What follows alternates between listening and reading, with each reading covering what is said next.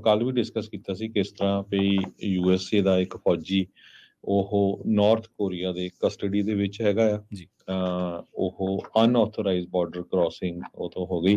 ਇਹ ਨਹੀਂ ਪਤਾ ਵੀ ਉਹ ਨੋਇੰਗਲੀ ਕੀਤੀ ਆ ਜਾਂ ਅਨਨੋਇੰਗਲੀ ਹੋ ਗਈ। ਤੇ ਯੂਨਾਈਟਿਡ ਨੇਸ਼ਨ ਕਮਾਂਡ ਜੋ ਆਪਰੇਟ ਕਰਦੀ ਆ ਜੁਆਇੰਟ ਸਿਕਿਉਰਿਟੀ ਏਰੀਆ ਵਿਦਿਨ ਉਹਨਾਂ ਦਾ ਡੀਮਿਲਟਰਾਈਜੇਸ਼ਨ ਜ਼ੋਨ ਆ ਨਾਰਥ ਤੇ ਸਾਊਥ ਕੋਰੀਆ ਦੇ ਵਿੱਚ। ਪਹਿਲਾਂ ਉਹਨਾਂ ਨੇ ਕਨਫਰਮ ਕੀਤਾ ਸੀ ਅਨਆਇਡੈਂਟੀਫਾਈਡ US ਨੈਸ਼ਨਲ ਕ੍ਰਾਸ ਹੋ ਗਿਆ। ਹੁਣ ਇਹ ਹੋਇਆ ਵੀ ਪ੍ਰਾਈਵੇਟ ਸੈਕੰਡ ਕਲਾਸ ਇਹ ਸ਼ੋਲਜਰ ਜਿਸ ਦਾ ਨਾਂ ਟਰਾਵਿਸ ਕਿੰਗ ਦੱਸਿਆ ਗਿਆ ਹੈ, ਉਹ ਕ੍ਰਾਸ ਕਰ ਗਿਆ ਤੇ ਉਸ ਨੂੰ ਉੱਥੇ ਅਰੈਸਟ ਕਰ ਲਿਆ ਗਿਆ। ਕਿੰਗ ਨੂੰ ਐਸਕੌਰਟ ਕਰਕੇ ਜੋ ਇੰਚਿਓਨ ਏਅਰਪੋਰਟ ਆ ਸਿਵਲ ਦੇ ਲਾਗੇ ਉਹ ਉੱਥੋਂ ਅਰੈਸਟ ਕਰ ਲਿਆ ਗਿਆ ਹੈਗਾ। ਕਿੰਗ ਨੇ 2 ਮਹੀਨੇ ਦੇ ਕਰੀਬ ਸਾਊਥ ਕੋਰੀਆ ਦੀ ਜੇਲ੍ਹ ਦੇ ਵਿੱਚ ਵੀ ਸਰਵ ਕੀਤਾ ਸੀ ਅਸੌਲਟ ਚਾਰਜਸ ਤੇ।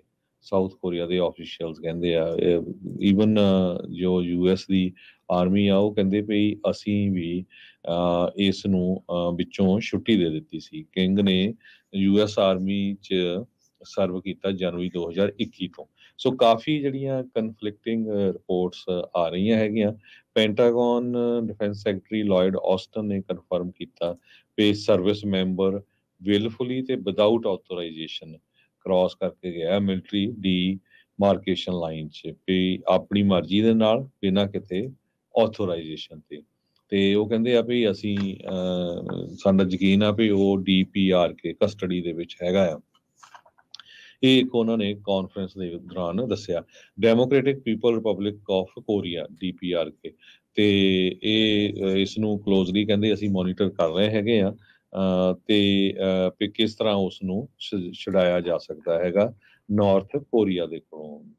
ਸੋ ਲੋਕਲ ਮੀਡੀਆ ਉੱਥੇ ਕਹਿ ਰਿਹਾ ਵੀ ਇੱਕ ਬੰਦਾ ਜੋ ਵਿਜ਼ਿਟ ਕਰ ਰਿਹਾ ਸੀ ਮਿਲਟਰੀ ਡਿਮਾਰਕੇਸ਼ਨ ਲਾਈਨ ਤੇ ਜੋ ਉੱਥੇ ਦਾ ਪੈਨਮੁਨਜੋਨ ਏਰੀਆ ਆ ਤੇ ਸਿਵਲੀਅਨ ਟੂਰ ਗਰੁੱਪ ਦੇ ਵਿੱਚ ਸੀਗਾ ਤੇ ਉਸ ਨੂੰ 3:27 ਤੇ ਜੋ ਉੱਥੇ ਦਾ ਲੋਕਲ ਟਾਈਮ ਸੀ ਸ਼ਾਮ ਦਾ ਉਸ ਟਾਈਮ ਫੜਿਆ ਗਿਆ, ਉਸ ਨੂੰ ਅਰੈਸਟ ਕੀਤਾ ਗਿਆ।